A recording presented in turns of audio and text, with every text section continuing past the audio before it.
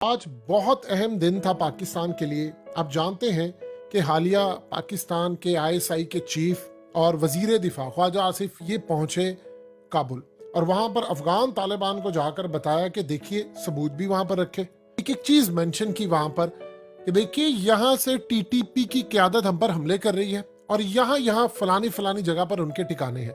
और अफगान तालिबान की हुकूमत को कहा कि देखिए पाकिस्तान इस मैटर को बहुत सीरियस ले रहा है और हम इसको नजरअंदाज नहीं करेंगे। हमारे मुल्क की सिक्योरिटी लगी हुई है दाव पर और हमारे मुल्क के हालात हैं खराब। तो आपकी हुकूमत आ गई है, अब ये नहीं है कि अमेरिका की हुकूमत है, आपको अब ये सॉर्ट आउट करने हैं मसले और बड़े क्लियर अंदाज में उन तक हमने चीजें रखी। लेकिन आज जो सूरत हाल पैदा हुई है, उधर आईएसआई के चीफ पहुंचे थे काबुल, साथ ख्वाजा आसिफ थे। इधर आज एपेक्स कमेटी का इजलास हुआ और ये अब तक का सबसे ज्यादा अहम तरीन इजलास। आप जानते हैं कि जब से हमारे पेशावर स्कूल पर हमला हुआ तब से उसके बाद एक नेशनल एक्शन प्लान था, वो तरतीब दिया गया, तब से आज की कमेटी चलती आ रही है। इसका इजलास होता है और इसमें ये देखा जाता है कि हमने कितना उस पर अमल किया है। आज जो शहबाज शरीफ की क़यादत में मीटिंग हुई उसमें आर्मी चीफ थे, बड़ी क़यादत थी सारी। वहां एक बड़ा इंटरेस्टिंग मामला हुआ। Army chief general Asim Munir वहां पर बैठे हुए थे, तो शहबाज शरीफ ने उनके सामने जो बात कही वो एग्जैक्टली वही बात है जो इमरान खान बात कर रहे हैं अप्रैल से। इमरान खान तो जनरल बाजवा पर इल्जाम लगा रहे हैं कि भाई से मेरा तख्ता उल्टा है, और उन्होंने कहा कि मुल्क के अंदर कि मैंने बाजवा को कहा कि भाई आप इनको लेकर ना आइएगा पीडीएम या इनको, ये पॉलिटिकल स्टेबिलिटी नहीं रहेगी और जब वो नहीं रहेगी तो आपकी इकोनॉमिक स्टेबिलिटी का जनाजा निकल जाएगा, यानी आपकी सियासी जो अदम इस्तेहकाम का जब मुल्क शिकार होगा तो आपकी मईशत का जनाजा निकल जाएगा। उसने कहा कि मैंने कहा, इनको बाजवा ने सुना नहीं। आज शहबाज शरीफ ने एग्जैक्टली वही अल्फाज आर्मी चीफ के सामने दोहराए और कहा कि देखिए जब तक सियासी स्टेबिलिटी नहीं आएगी, सियासी इस्तेहकाम नहीं आएगा, किसी सूरत इकोनॉमिक स्टेबिलिटी नहीं हो सकती। ये बड़ा क्रूशल है जो कि पॉलिटिकल स्टेज यानी सियासी इस्तेहकाम होगा तो हम मुआशी इस्तेहकाम रखेंगे। ये असल में जितनी पूरी मीटिंग हुई थी उसके अंदर जाहिर सी बात है फैसला किया गया दहशतगर्दों की कमर तोड़नी है, उनको हमने छोड़ना नहीं है, क्योंकि आईएसआई चीफ भी गए थे साथ वजीर दिफा। लेकिन शहबाज शरीफ ने जो मेन पॉइंट था वो उसमें रखा और उन्होंने पीटीआई का नाम नहीं लिया और साथ कहा जी एक जमात या एक सेक्शन जो है वो अप्रैल से सड़कों पर है, धरने हैं। जबकि नवाज शरीफ ने तो इमरान खान को बुलाया था मीटिंग के अंदर, कहा था सब बैठकर मसले हल करें और ये वो, देखिए अभी तक ये। लेकिन मेन पॉइंट उन्होंने वहां पर रख दिया कि देखिए सियासी इस्तेहकाम आएगा तो माशी इस्तेहकाम आएगा। यही बात तो इमरान खान कह रहे थे। देखिए सारी बातें आप जितनी मर्जी आप कह ले, आपको हजार इख्तलाफ हो सकते हैं शहबाज शरीफ से, हम सबको है, उनको लाया जिस तरह गया, जिस तरह बाजवा ने उनकी मदद की, लेकिन ये पॉइंट बिल्कुल शहबाज शरीफ का ठीक था।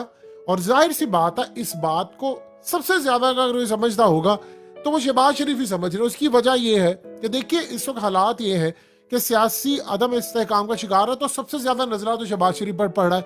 यानी आप अंदाजा कीजिए कि हालिया एक सर्वे आया था, 2 सर्वे बल्कि, एक में बताया गया कि मुल्क के सिर्फ 4% लोग शहबाज शरीफ को पसंद करते, 96% नहीं करते, यानी 96% उसको नफरत करते, नापसंद करते।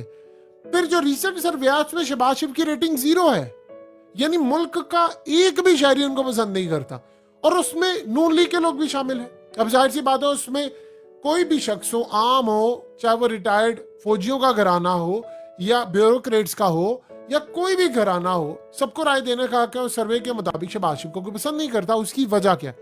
पॉलिटिकल स्टेबिलिटी नहीं है। आप बताएं अगर 300 रुपए तक आपका पेट्रोल चला जाए लीटर तो गरीब तो मर गया।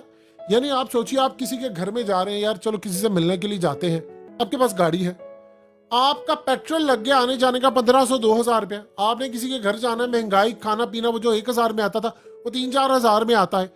आप किसी के घर जा रहे हैं तो सिंपली आप किसी से मिलने के लिए जा रहे हैं तो आप 6-7 हजार रुपया आपने खर्च कर दिया, 5,000-6,000 खर्च कर दिया। उसके बाद अगले बंदे ने आपको कुछ खिलाना, उस बेचारे का भी 4-5 हजार खर्च हो गया। यानी ये आम मिडिल क्लास या लोअर मिडिल क्लास की ये हालत है। तो आप बताएं कि अपने घर चलाएगा या ये काम करता फिरेगा? लोगों ने एक दूसरे की तरह आना जाना छोड़ दिया। जिस पॉइंट के ऊपर इमरान खान ने तवज्जो दिलाई है वो सबसे अहम है कि पूरे मुल्क में लड़ाइयां हो रही है, घरों में तलाकें बढ़ रही हैं, लोग नफरत करें।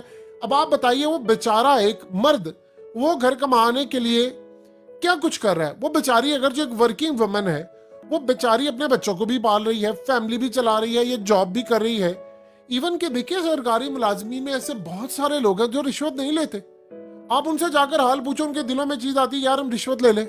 बताएं कहां पर माहौल जाएगा। आप समझे इस बात को। एहसन इकबाल ने हालिया ये बात की हामिद मीर के प्रोग्राम के अंदर, उसने कहा एहसन इकबाल अपना बिल लेकर आए थे और अपने साथियों को दिखाते रहे कि यार ये देखो ये बिल है और ये देखो मेरे घर का कितना ज्यादा बिल आ रहा है, तो मैंने इतना चलाया भी नहीं है, अगर मेरी ये सूरत हाल है तो बाकियों का मामला क्या होगा।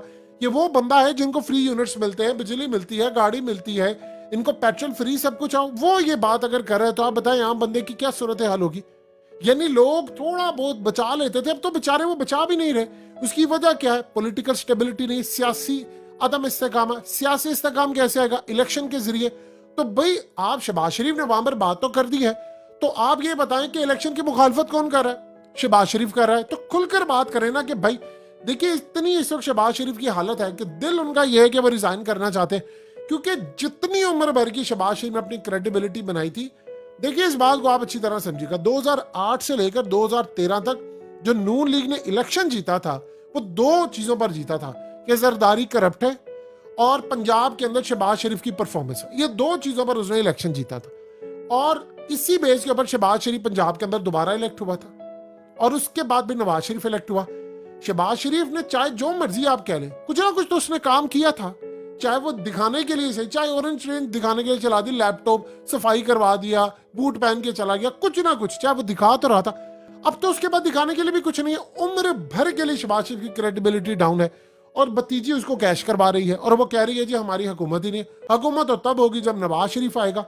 यानी उसने अपने चचा को डिसऑन कर दिया है। वो किसी को पता है वो आपका फॉर्मर चीफ मिनिस्टर पंजाब, वजीर आला पंजाब हमजा शहबाज किधर है? कुछ पता है आपको?